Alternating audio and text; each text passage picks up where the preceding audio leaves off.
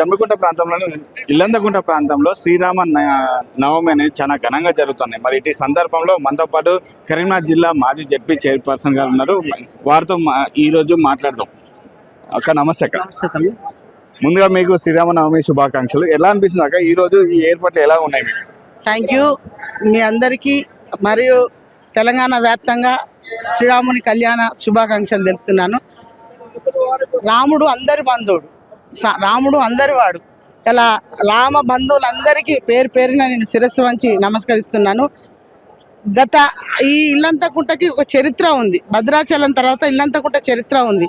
ఈ చరిత్రలో నేను కని విని ఎప్పుడు ఇక్కడ చూడలేదు. ఇట్లా నేను ఒక 20 సంవత్సరాల పొలిటికల్ లీడర్గా చూస్తున్నా. కానీ ఎప్పుడు దగ్గర ఒక 1,00,000 మంది వస్తారు. కానీ ఇప్పుడు ఎక్కడ మంది లేరు, జనం లేరు, ఏం లేరు.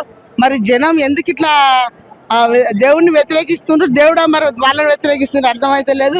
ఈ ప్రభుత్వం పట్టించుకున్న పాపాన అవ్వలేదు. ఎక్కడ కనీసానికి జనానికి ఏమంటారు ఒక ప్రోటోకాల్ లేదు, పద్ధతి లేదు, పాలు లేదు.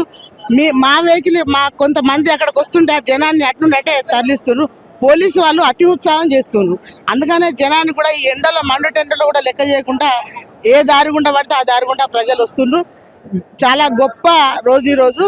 రాముడు కళ్యాణం శుభసూచకం. అంటే ఎయిర్పోర్ట్లలో లోపం మీకు ఎక్కడ కనిపిస్తుంది అంటే మీరు స్పష్టంగా చెప్పింది ఏంటంటే పోలీసులు అత్యుత్సాహం చూపిస్తా ఉన్నారు, ఎయిర్పోర్ట్లలో లోపం జరుగుతూ ఉంది, మాకు ప్రోటోకాల్ ఏది వహించట్లేదు అని చెప్తున్నారు. మరి ఎయిర్పోర్ట్లలో నిజంగా ఎక్కడ లోపం జరిగిందంటారు?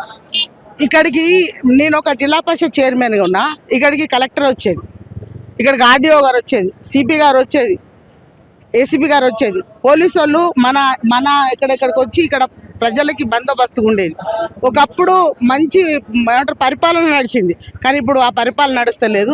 గత సంవత్సరం నుండి ఇప్పటి వరకు చూస్తే ఏమంటారు వాళ్ళకు వాళ్ళే ప్రోటోకాల్, వాళ్ళకు వాళ్ళే ఉన్నారు.